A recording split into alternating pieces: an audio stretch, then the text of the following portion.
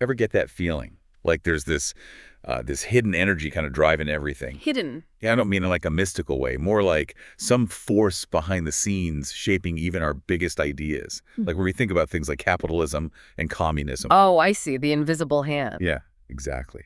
And today, we're diving deep into this idea. We're going to explore how life itself might actually be shaping our ideologies. Sounds intriguing. What's on the docket for today's deep dive? So we're focusing on one document, life as an omnipresent influence on human thought and action. Catchy title. Right. It's an academic briefing, but trust me, it gets pretty wild. And they don't hold back. Oh, spill the tea.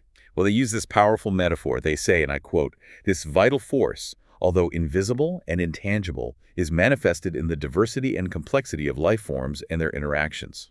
Okay, so they're saying this invisible hand is pushing for survival, for change, even in our political systems. You got it. And get this, they argue that communism and capitalism, these systems that seem like total opposites, they say they're actually two sides of the same coin, both driven by this life force. Wow, two sides of the same coin, huh? What do you make of that? I'm fascinated by it, honestly. It's like this whole new way of looking at these ideologies that we often treat as completely separate. It's definitely a fresh perspective, but to really grasp their argument, I think we need to unpack what they even mean by life force, because it's not some kind of mystical energy field, right? Right, they're talking about something much more grounded. It's about this inherent drive in all living things to survive, adapt, and thrive. Exactly. That drive is universal. Okay, so how does that play out in something as complex as, say, communism? Well, the document argues that communism at its core is about collective survival. Think of like a hive of bees. They work together for the good of the hive, even if it means that one individual bee doesn't get to be in charge. I see this. It's about the whole all for one and one for all concept. Precisely. It's that instinct to protect the group, even if it means sacrificing some individual gain. But how does that translate to a system on a global scale? I mean, we're not exactly worker bees, right? Of course. The analogy only goes so far, but think about how we care for our pets. They don't exactly contribute to the household income or anything like that, right? Right. We care for them because we value their companionship. And the document suggests that communism, at its best, might tap into something similar in us, that sense of collective responsibility and care that extends beyond immediate self-interest. So instead of every person just out for themselves, it's about the well-being of the entire community. It's a fascinating thought. But where does capitalism fit into this whole life force idea? Well, capitalism, as the document describes it, is all about individual adaptation and competition.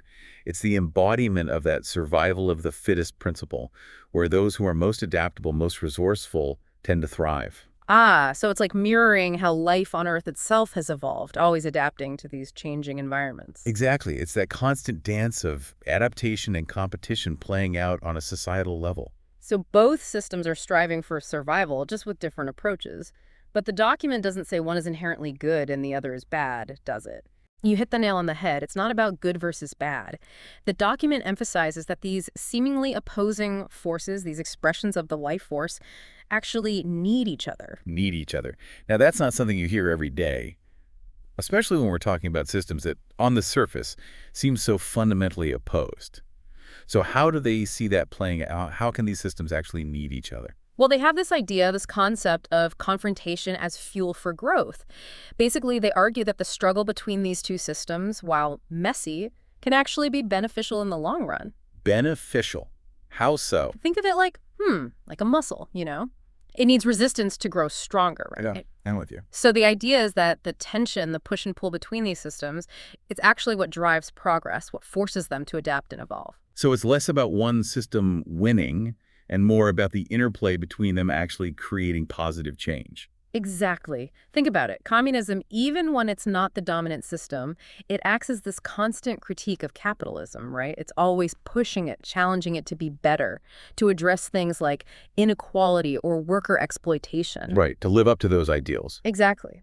And without that pressure, capitalism might just stagnate. It might become less adaptable, less responsive to the needs of the people. Like that saying, right? Iron sharpens iron. Each one, in a way, helps to sharpen the other. Precisely. Now, it's important to note that the document doesn't try to paint this rosy picture of communism as this perfect system. In fact, there's a whole section dedicated to this idea of communism better at pushing than ruling. So they acknowledge that, historically speaking, communism hasn't always had the best track record when it comes to actually governing. Why do they think that is? Well, they seem to argue that communism's real strength lies in its role as a catalyst, not necessarily as the main event. Okay, I like that. It's like that friend who always has the most radical ideas. You might not want them planning your finances, but their perspective can challenge you to see things in a new light. That's a great analogy, and I think that's where the document is going with this. It's saying that communism's strength is in its ability to shake things up, to push for these really different visions of the future, even if those visions aren't always perfect or practical in practice. It's a fascinating paradox, though, isn't it? The system that can be so influential, so good at driving change, but often stumbles when it's the one in charge. So where does that leave these ideologies in the future? I mean, are we stuck in this perpetual dance between them? Well, that's the million-dollar question, isn't it? And to be honest, the document doesn't offer any concrete predictions. What it does do, though, is provide us with a new framework for understanding this complex relationship. It encourages us to move beyond those simplistic labels of good versus bad and to really appreciate the dynamic interplay between these forces. It's like we're seeing the Matrix or something, this hidden force influencing everything. It's kind of a trippy thought, right? It's definitely thought-provoking. But I think it's important to remember that they're not saying that this life force is conscious or deliberate. It's not about some mystical energy field making decisions for us. Wow. It's more about recognizing that there are these underlying forces, these patterns and tendencies that are rooted in the very nature of life itself. And these forces, these patterns, they influence even our most complex systems and ideologies. It makes me think of that Carl Jung quote. Until you make the unconscious conscious, it will direct your life and you will call it fate. And maybe that's what we're talking about here. Interesting connection. By understanding these hidden forces, by bringing them into the light of consciousness, perhaps we can make more informed choices about the kind of world we want to create. Absolutely, because understanding is always the first step, right? And from there, we can start to have these more nuanced and productive conversations about these complex systems and their impact on our lives. So we've been on this wild ride today, this whole idea of life itself, like shaping our ideologies, capitalism, communism, all part of this bigger picture. It really gets you thinking, Definitely makes you look at things a little differently. I mean, we often get so caught up in the specifics of these systems, right? But this whole idea of a life force, it kind of zooms us out, gives us this whole new perspective. Totally. So as we start to wrap things up here, what are some key takeaways? Like, what do you hope our listeners are walking away with after diving into this with us today? Good question. Well, first and foremost, I hope they come away with the sense of just how dynamic these systems really are. We tend to think of them as kind of fixed and rigid, right? But they're not. Right. They're always evolving, always responding to this underlying life force that's constantly pushing for survival, adaptation, growth. It's a never-ending process. It's like the survival of the fittest thing, but applied to ideas, to whole ways of organizing society. Exactly. And that brings me to my second point. Tension and even conflict, as uncomfortable as they can be, they're actually catalysts for progress. It's like that saying, no pain, no gain, right?